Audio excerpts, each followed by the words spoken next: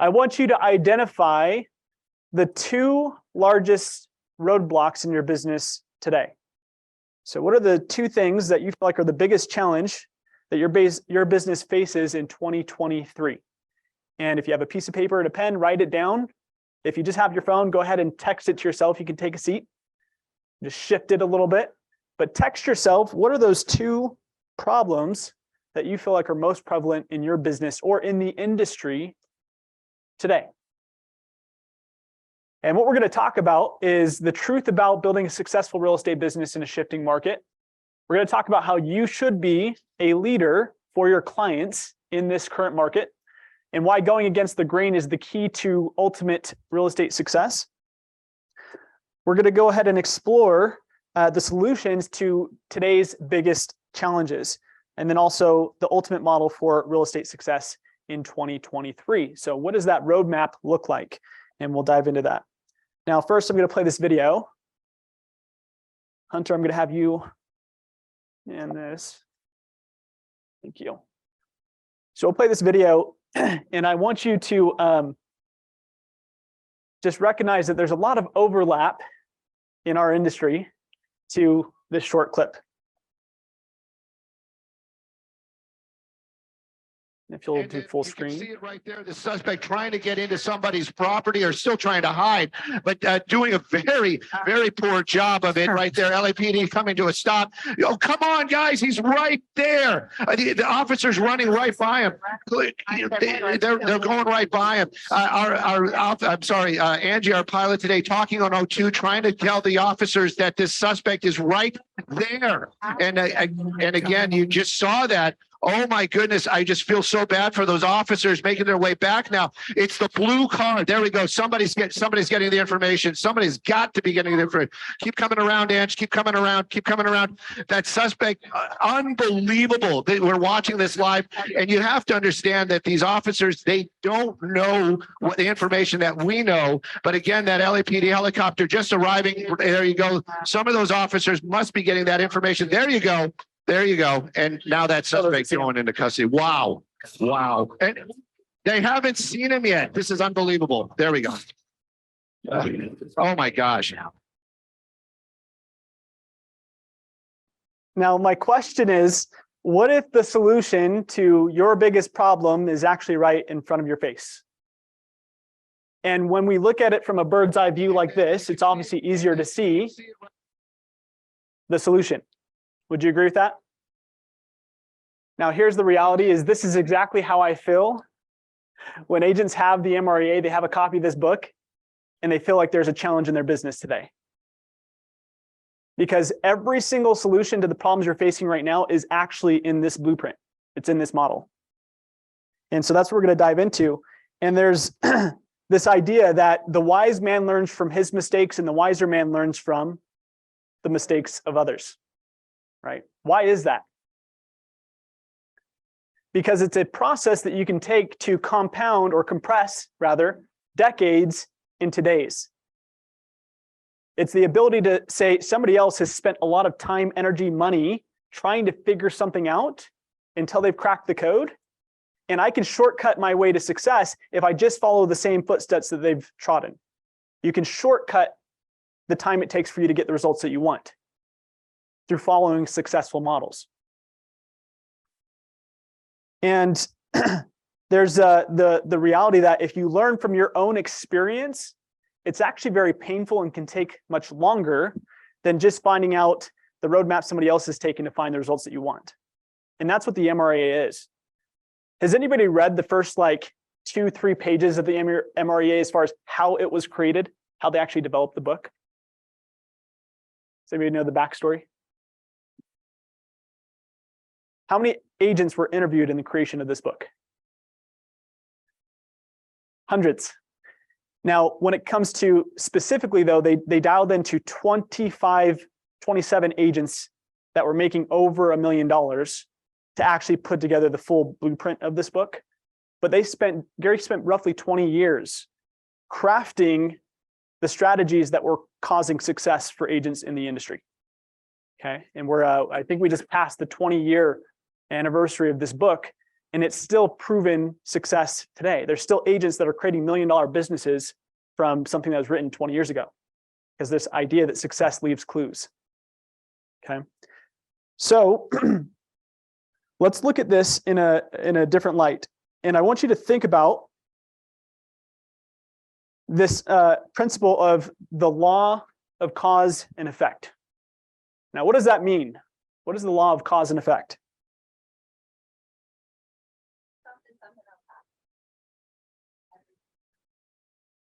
Everything is interconnected, right? And one of the realities is that, and I'll kind of read a few of these, but like causes equal like effects. Your actions determine your outcomes. The energy you put in is the energy you get out. Your thoughts create your reality. Your attitude affects your altitude. You reap what you sow. Success begets success. There's a book called The Science of Getting Rich. And he talks about how getting financially rich has nothing to do with environment, has nothing to do with talent, nothing to do with opportunity externally. It actually it's a very simple model. It's the way that you actually do things. It's the order, the sequence at which you do specific things. So in the Millionaire Real Estate Agent, it actually outlines step by step what you would do to create a successful, thriving business. Now, what happens when you do different steps out of order?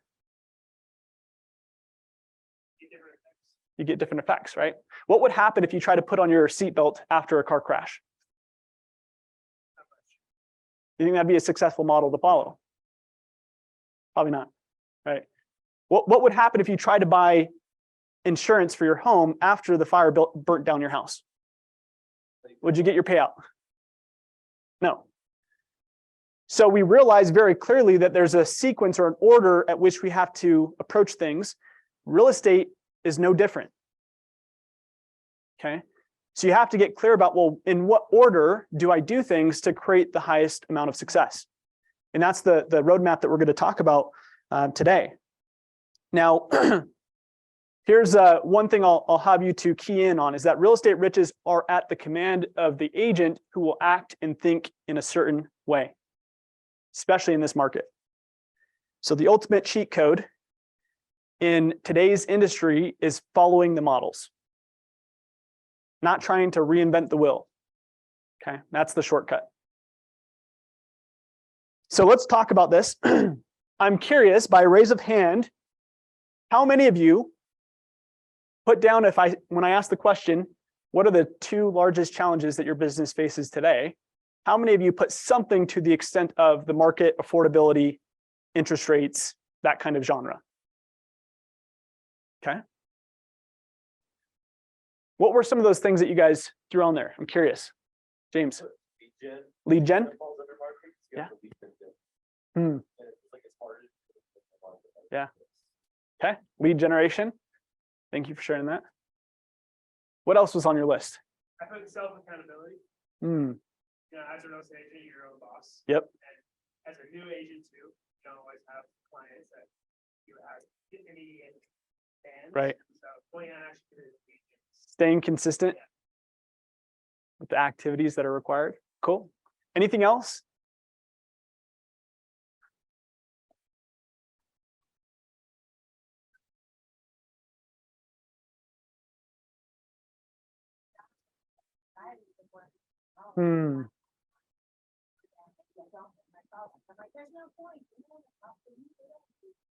Yeah.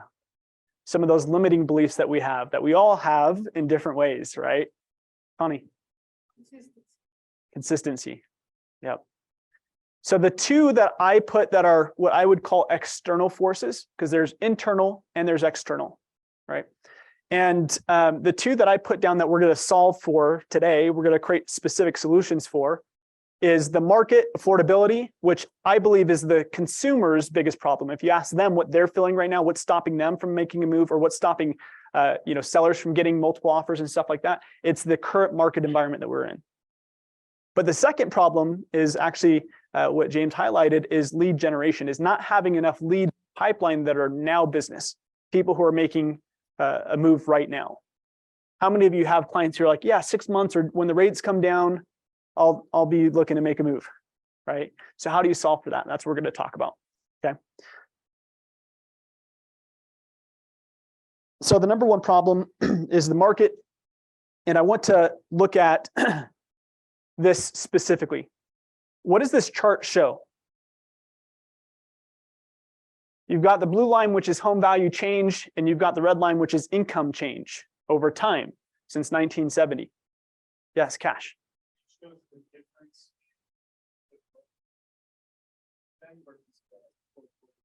Yes. And so the gap between those two lines is what? It's widening, and it's affordability. The affordability gap is getting worse. Like, let's just call it what it is. Okay. For example, how much did home values increase in 2021, 2022 combined? So the 2 years combined.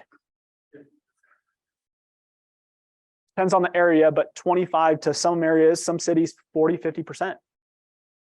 So how many clients, and we looked at this last week actually, or 2 weeks ago, where if you actually look at affordability, the median purchase or the median mortgage payment in 2021 was $1,780, somewhere around there. The median purchase or the median mortgage payment today is what? About $2,800, which signifies roughly a 70% increase in cost. How many of your clients had a 70% increase in their income last year? So does that create a problem? Yes. Now, here's one of the success hacks that I want all of you to gravitate towards. Okay, I want you to pay attention to this. How do people currently talk about the market? We know there's a problem out there, and there's two ways to approach this. You can focus on the problem, or you can focus on the what? The solution. So the number one technique that I'd encourage you to deploy right now is being solution-based. If we look at news, what are they saying right now? Market crash coming that's worse than 2008. Housing market recession. This is what your clients are seeing on a daily basis, right? If your clients jump on YouTube, what do they see?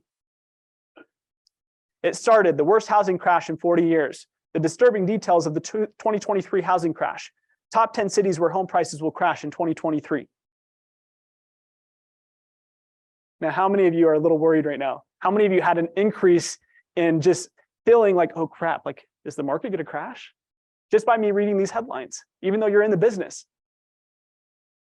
So how do you think your clients feel when you call them and say, hey, are you looking to make a move? And they just read this. They won't tell you it, but what are they thinking?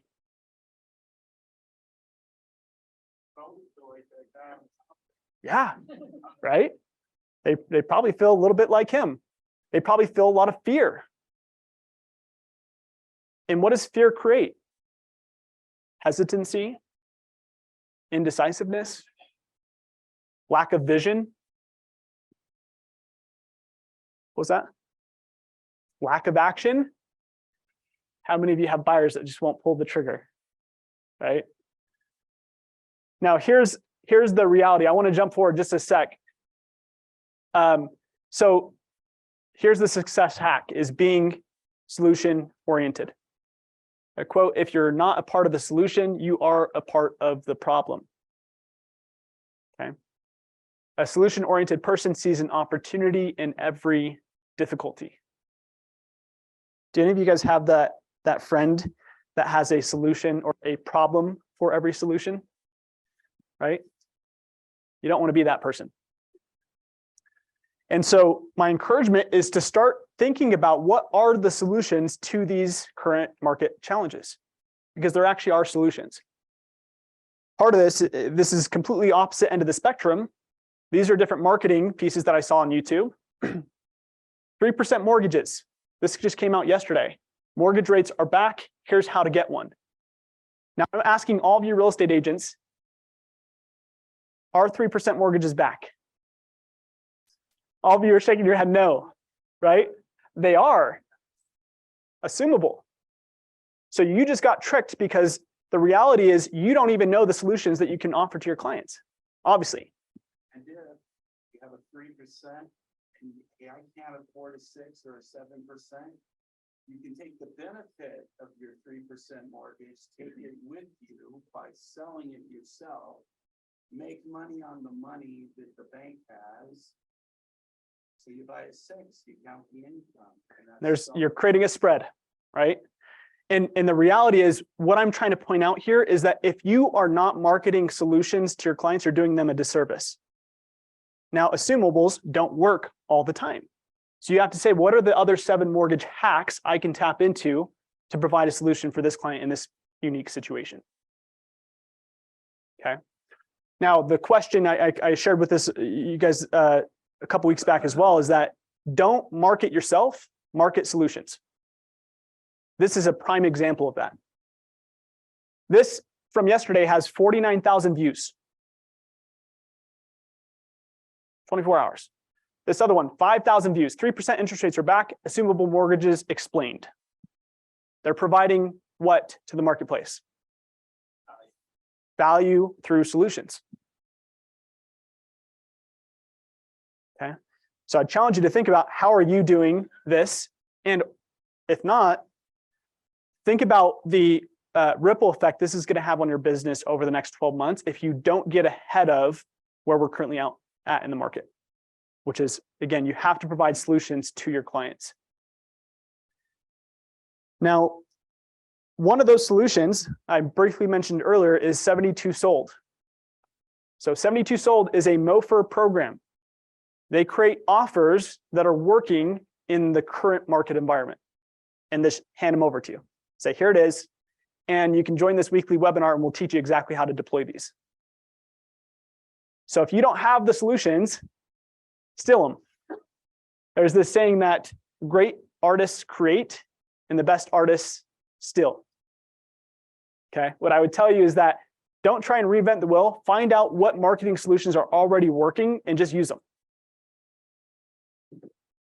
So 72 Sold is a great way to do that. And they do have, again, a small webinar that you can jump on and just see how it operates before signing up for it. And it's $72 a month. Probably the best marketing dollars you can spend in this current market. Okay.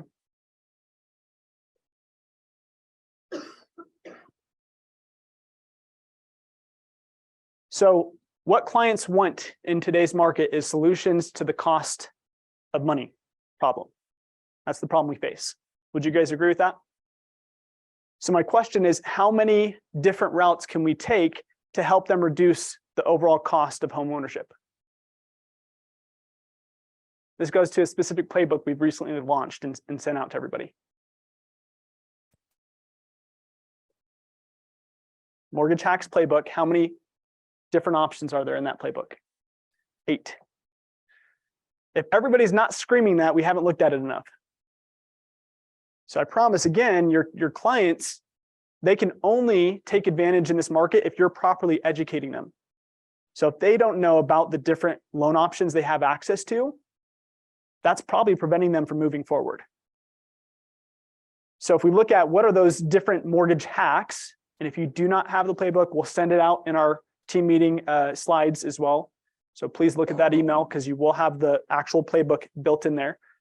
What it does is explains these different 8 solutions to the current mortgage or interest rate environment that we're in, and breaks down in detail how to actually help a client with that specific mortgage solution. Okay.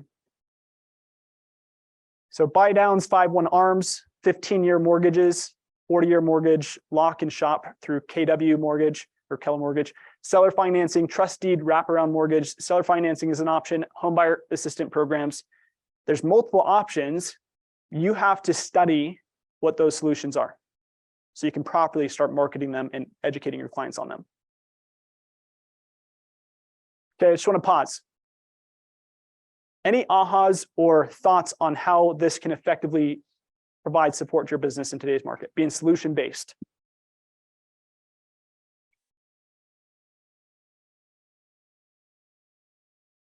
Bart? My simple aha is being. Love it. Focus on the solutions. Angie?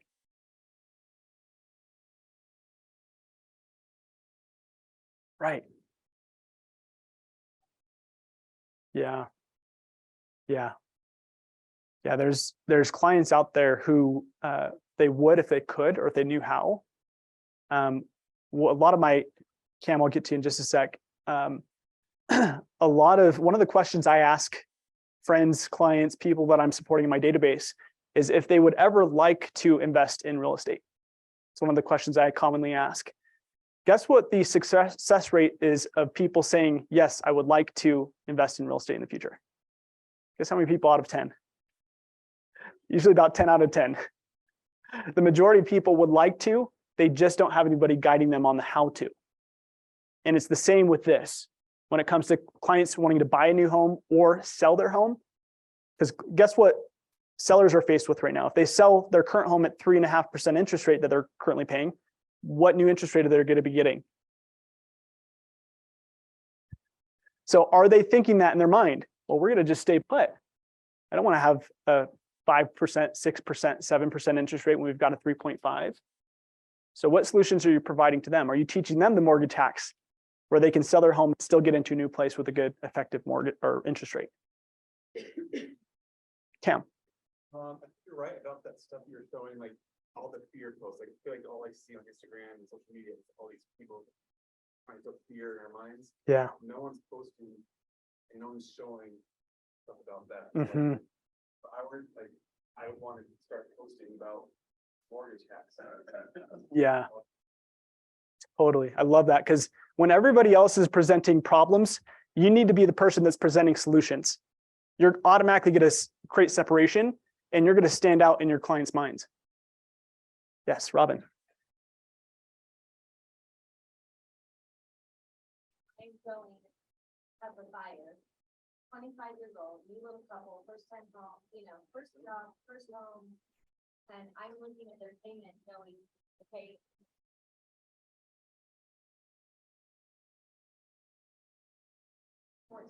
how are they doing this at 2,400, right? Mhm.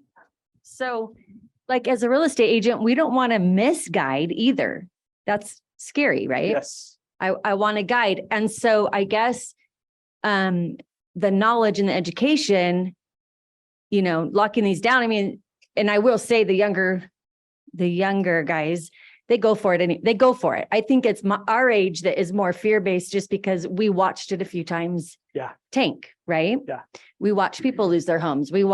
So I think the education on this going in as a real estate agent, then you can get rid of what happened in the past, right? And just create these solutions. Totally. And hope that the interest rates go down sometime for these young couples. Yeah. Eli. I had another aha. I think it's one of my goals to make a lot of money as a real estate agent. I'm sure that's everybody's goal in here, right? But I think there's not a lot of professions that you can walk in with only a 120-hour course and make six figures, $500,000, $1 million, and whatnot. So I think as real estate agents, we don't have a requirement like a doctor or a lawyer to go through 8 years of college and 300 grand worth of student debt. So I think it's kind of our responsibility to take that upon ourselves and really work hard and do the training and learn these methods and learn these strategies so that we can provide that six figure or that, $200,000 income. So we can provide that value to our clients. Yes. And I think I find myself slacking off there a lot. Yeah. I could do a lot more training. I could do a lot more learning to provide that value. Yeah. So that was my aha. Write this down. Okay. Here's the key. Your income will grow in proportion to the size of problems you figure out how to solve.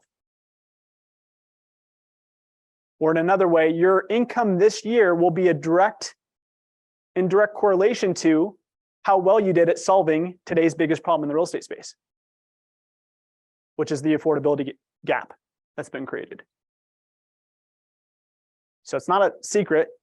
Literally, if we just pulled out 1099s at the end of the year, you would be able to see how well somebody did at articulating solutions to today's market.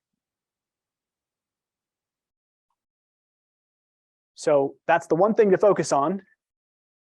is studying the solutions. Now, part of what Robin pointed out is also equally important, which is you have to be confident in what you're actually, the direction you're guiding your clients. Okay. Now, if you believe that today is a bad time to buy, what are your clients going to believe? Even if you say it, you don't say it out loud. They're going to feel that it's probably not the best time to buy.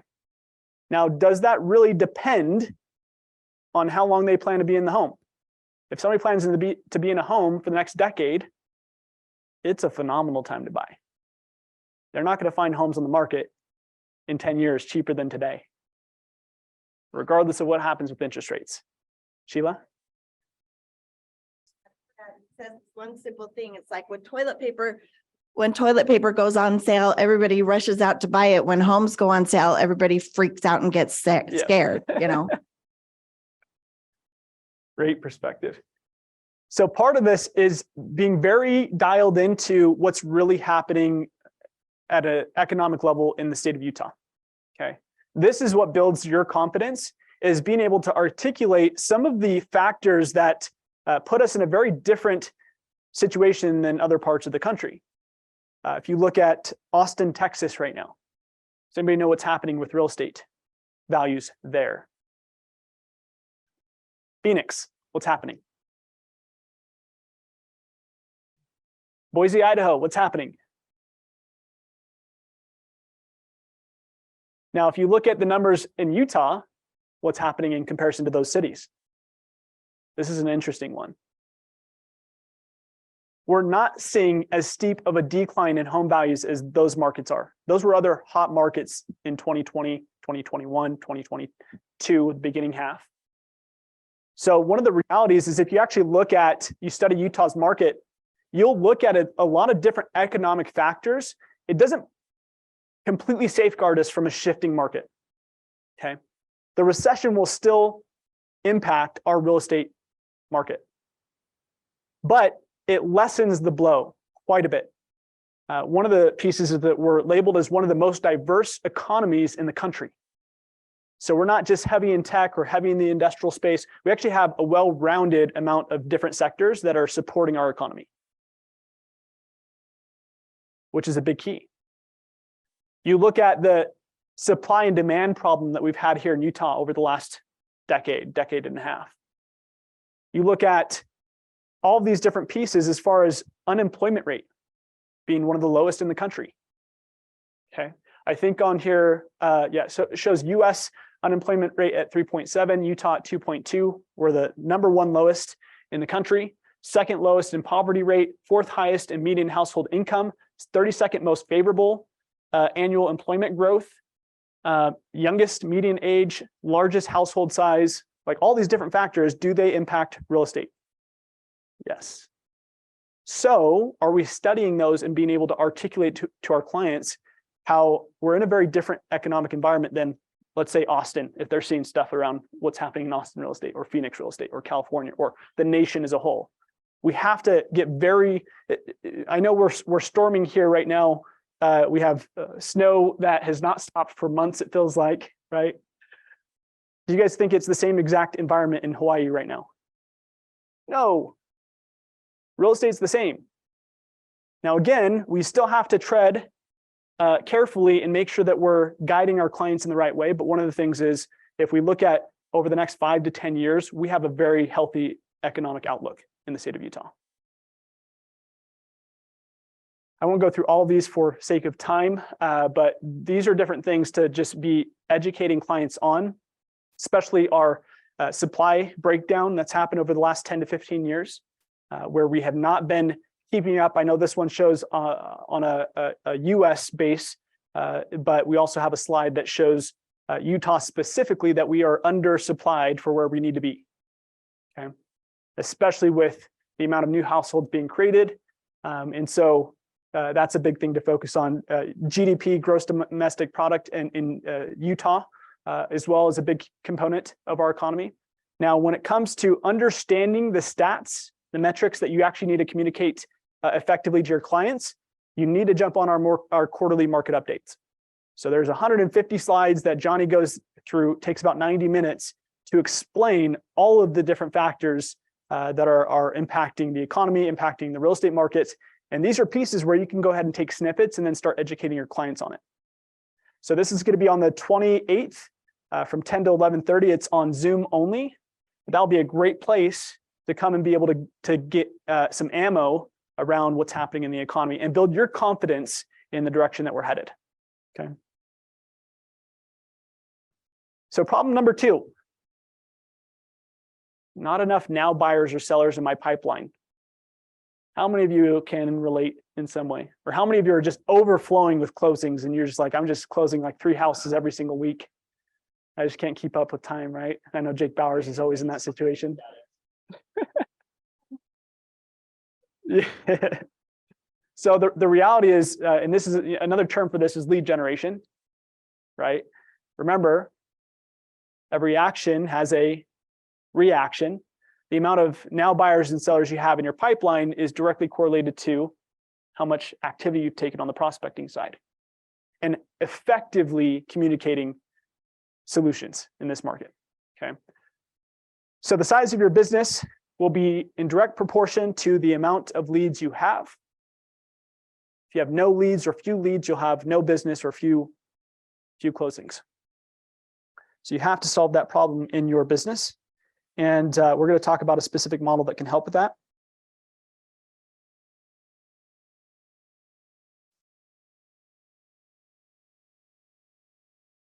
So let's get clear. There's a difference between lead generating and lead receiving, okay? And there is a world of difference between the two. Now, what's the difference between lead receiving and lead generation or prospecting?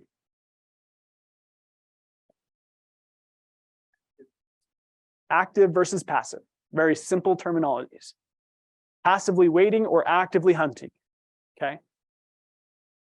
I mean, just imagine for a moment that police officers just put on Facebook, if you've committed a crime, please stop by our office, our address.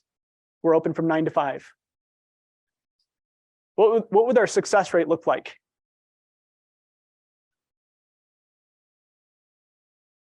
Probably pretty low. Yet real estate agents try to do the same thing.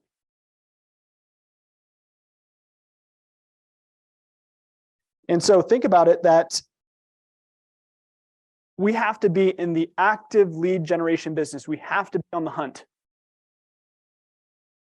And that's the biggest separating factor or strategic advantage you can gain in this market, is being the person who's willing to do that work when very few other people are willing to do it. So don't focus on lead receiving, focus on lead generation. In a shifting market, those who are focused on lead receiving efforts tend to have a dramatic drop in their production. So the question is, well, how many lead generation opportunities or methods are there? A lot. There's a lot. And this is straight out of the MREA. Now the focus is identifying your core 4. You want to pick the 4 strategies you are going to deploy and focus on mastering those crafts. Focus on being the expert of those different categories. So pick your 4 and then lean into them, study them, and effectively build a strategy around generating leads in that specific category or pipeline. Hunter, did you have? Yeah, my only thing was going to be, I think for all of these strategies, they're all so excellent, but none of them are going to do anything if you're not consistent. And that's just what I've seen in my own business and other agents' businesses. You need to have a standard operating procedure. So if it's door knocking, if it's open houses, whatever it is, it just has to be consistent. I think I want to say about it. Yeah, consistency is key. Funny enough, we've heard that like 5 different times today. So might be something to write down. Now, there's also marketing strategies, and there's proactive marketing and then indirect or reactive marketing. Now, one of the rules of engagement is to be prospecting based and marketing enhanced. Okay, the marketing should help strengthen your prospecting efforts. It's something that actually helps to build top of mind presence and makes it easier to convert business down the road. but it won't attract business typically. The amount of business that you want, I should say that. Okay. If you're just actively putting marketing pieces out there, you'll end up with business, but not enough to hit your goals. Now, if you focus on the prospecting efforts and then you just enhance it with marketing, that's going to be the key to success in your business. And what I would say is choose marketing practices that complement your prospecting efforts. Okay, so you should piggyback them, and they really do go hand in hand. So the four laws of lead generation is to build the database, feed it every day, communicate with it in a systematic way, and then service all the leads that come your way. The 4 keys. Yeah, we do have a tool that does all 4 of those. Thank you, Novalee.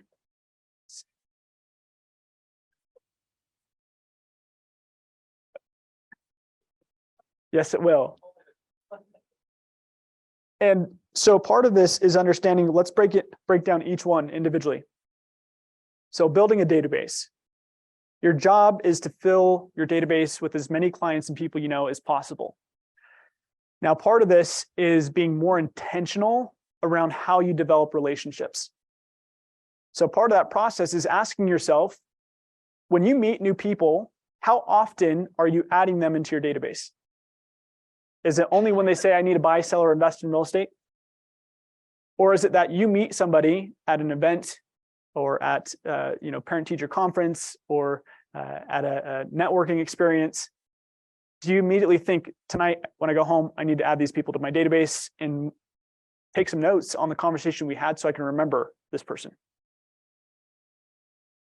One of the realities is very few agents are proactively growing their database. So one of the metrics to focus on is saying, I have how many people in my database today? 90 days from now, my goal is to have X amount of people in my database, basically to grow the database. Okay. And there's many different ways to be able to add people to that. And that goes into this piece, which is feed it every day. So you're going to need a large number of contacts to achieve your financial goals. And here are different examples of when to enter new contacts into your database. So networking opportunities, if you're the barber, talking to the barber and maybe he refers somebody, or that barber or your hairstylist should be in your database. Your kids' teachers, friends, parents, people you meet at the grocery store, people you meet at a party or event. Basically everybody you can have a conversation with and get their phone number. Okay, and you can do this at the gas station. Let's say you have 2 minutes of talking with somebody and you have a cool conversation and you can say, hey, I'd love to stay in touch. I'd love to send you my contact info. What's your phone number? Very simple. Okay, so you can do it with strangers. And the next piece is communicating with it communicating with your database in a systematic way. Now, you can do this manually. You can do it old school. What I'll tell you is it's not super time effective and it's not the most efficient either. So what I encourage is using a piece of software, right? Using technology to enhance the communication and be able to support delivering communication to a large amount of people consistently. So you have the 3 approaches, which is a 12 direct, that's for your unmet database. You have your 8x8, which is for your met database who are in a, let's call it hot pipeline. So those are the people who say, yeah, I'm thinking about buying, selling, or investing. Well, you need to have consistent engagement with them over the course of 8 weeks. Okay. And then the 36 touch is to create a repeat and referral business. So that's the consistency over time, not being like most agents where they help a client buy, realize that they're very low likelihood of buying a home again next month. So they drop off the map for the next 7 years until they think they're ready to buy again. Okay. So it's how do you maintain consistent communication with somebody over a long period of time? And the last one is to service all the leads that come your way. And so this is really enhancing the client experience that you're delivering. So increasing the rate of your lead conversion, building a consistent client experience and value delivery process. So the question is, do all of your clients receive the same high quality standard that you hope to deliver?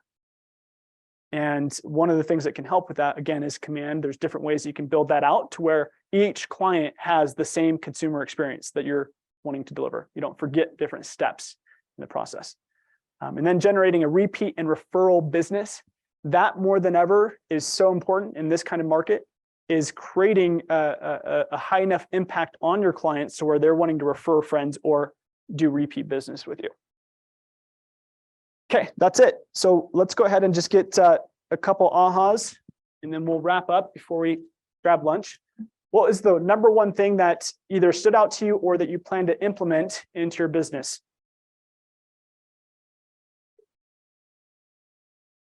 Cash.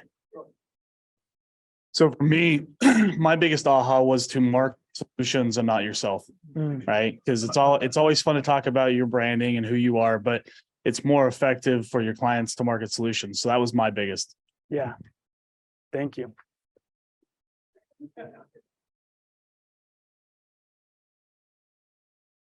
Sean.